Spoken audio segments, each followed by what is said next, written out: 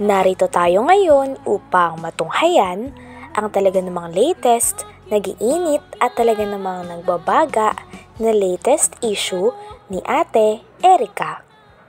Sa pagpapatuloy nga ng ating istorya ay kasalukuyan na nandito at vinavlog ni Kalingap Val ang lolo ni Ate Erica na si Lolo Miguel. Dito nga ay makikita natin ang panayam at ang mga sinasabi o nirereklamo ni Lolo Miguel tungkol sa kanyang apo na si Ate Erica. Grabe na nga ang mga kaganapan at tuloy-tuloy na nga ang sagutan sa pagitan ni Ate Erica at ng kanyang pamilya na iniwan niya. Ito po, paparatitin po ito kay Papa. Dami po niya. Ayan o. Parang kinukumpinsin po si Papa na Susunod ito, Teresita. ano din po sa ilaber po din niya. Dami po niya. Oo. Okay, nag-video call sa Tatay Miguel, 7 minutes. Gusto siguro na matanda, makausap talaga ako 3 times siya nag-attempt to call me. Bago po alam po sila kung saan sa amin. Okay, so itago nyo ito ha, para evidence natin to. Dami po, po nasa kapatid ko pa po inumatik sa amin na scammer ko. Anong klaseng pamilya, pati gulo sa pamilya, binulat-lat sa social media. Kahit ano pang gulo, ingitan ba nga yan? Iringan sa pamilya, lalo pag problema sa kwarta, ang pera, kayo na lang at sa inyo na lang yan maraming makikasawsaw. Kumistang okay. So, sino ito si Teresita? Mga ilaber din po yan. Ano rin po nila. Mga grupo po.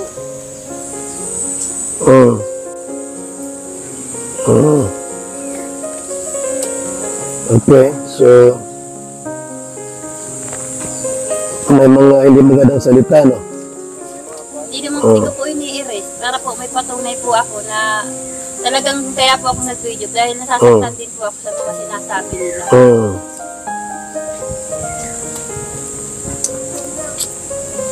Okay.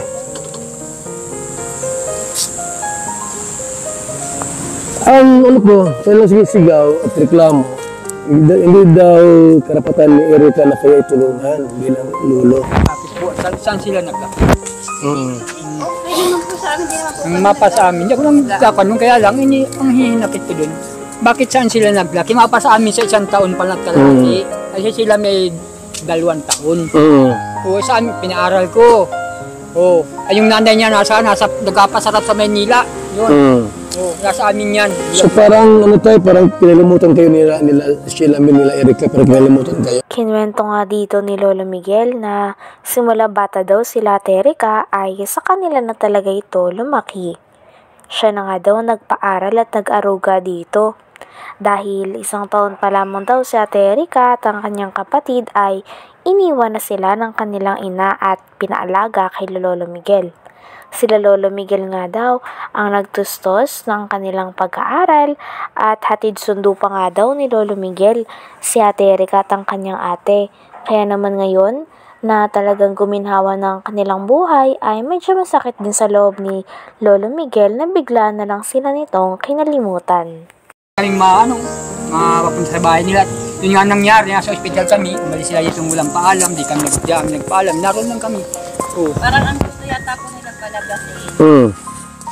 Yung halimbawa, nagpapalabas po sila ng mga bagay-bagay na kay Erica po na para sumikat. At gusto nila, mag-agree pa rin si Papa na totoo, nakakatanggap kami ng pera, totoo na kay Papa ang pera. Hindi naman. Po, kahit hindi naman po. Yun lang po yung inaano ko, point ko po doon na gusto ko po malinis yung pagbibintang po. Siyempre po yung mga tao po nakakaalam na akala po nila nasa amin po ang pera, kala Papa po. Kaya Kuya Bal, ganyan nangyayari niya.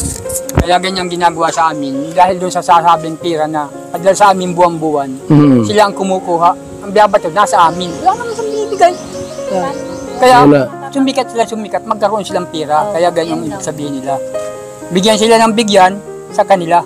Hindi mabibigay nila niya. Ginagamit lang ako. Ginagamit kami mag-asawa. Si ano ang stand ni Jun A? Okay lang ba sa kanila? Okay lang ba sa kanya na kahit tumulong siya kay Erica, kina Sheila May, tapos kayo, gayaan, may problema? Okay lang kay Jun A yun? Anong wala sa kanya? At nag-uusap naman po sila. Kwarto ko, naalis sila, napunta doon sa bomba. Kasi nag-uusap matagal, di ba? Nakikialam. Kala ko kung ano lang ang nag-uusapan nila. Sa telepono? Sa cellphone. Buti may signal dito. Meron kami. May wifi dito. So wala pa itong bahay, dito sila nag-i-stay, nakatira. Nag-kiss ba hindi lang? Sino naglagay ng wifi sa inyo? Ikaw nagpa-wifi ka? Okay, so ngayon, paano itong si N. Torres nakapasok sa kwentong ito? Si Amy Torres, pang nabangang ano ko po dyan, bago nagbablog po si Kalingap, bago po lumalakas ang Edrica, kausap na po yun ni Sheila May, wala pa po yun din. Sino? Si Amy Torres. Wala pa si Jun A, nandyan na yan si Yan na po yan. Yan na po ang kautugan. N. Torres. N. Torres, okay. Kausap ni Sheila May yun. Sheila May po, araw-araw po yun. Kung Bakit po, daw? Mga balita na pag binablog po si Erica, Na-discover nga din dito na araw-araw palang kinakausap ng ate ni Ate Erica na si Sheila May ang mga sponsors katulad ni Sir Jun A at ng iba pa nang sa ganun ay maging kasabwat niya ito sa pag-alis ng Kalingap. At dahil nga umalis na sila ng Kalingap ay diretso na o nagiging rekta na sa kanila ang mga sponsor at binibigay na sa kanila at hindi na dumadaan sa Kalingap ang mga sponsor na pera. Ngayon, paano itong si N. Torres nakapasok sa kwentong ito? si Amy Torres, pang nabangang ano ko po dyan, bago nagbablog po si Kalingap, bago po lumalakas ang Edrica, kausap na po yun ni Sheila May, wala pa po yun din. Sino? Si Amy Torres. Wala pa si Jun A, nandyan na yan si Yan na po yan. Yan na po ang kautugan. N. Torres. N. Torres, okay.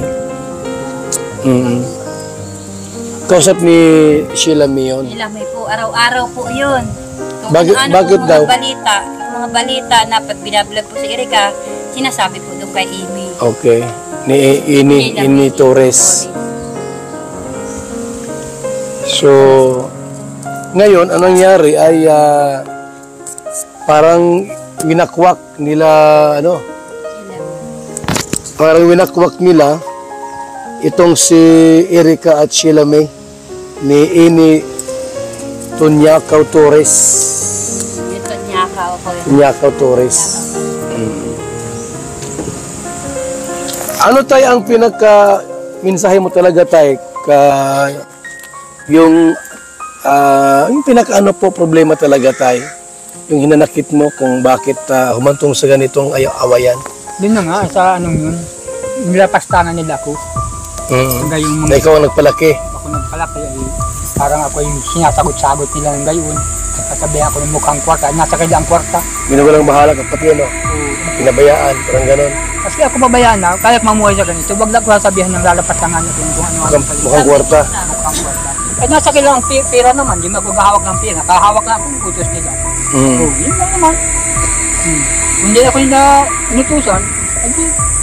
May ingat, tinulungan ko sila. Kung hindi ako magtulong doon, wala din yung bahay nila. Sa kapatid ko, Ebal, kung nasa amin ang pera, bakit po kayo magtsatsaga sa provincial? Doon namin uli-uli dinadala si mama na naglalakad lagi ng papalakadan nila para po manghingi lang ng tulong.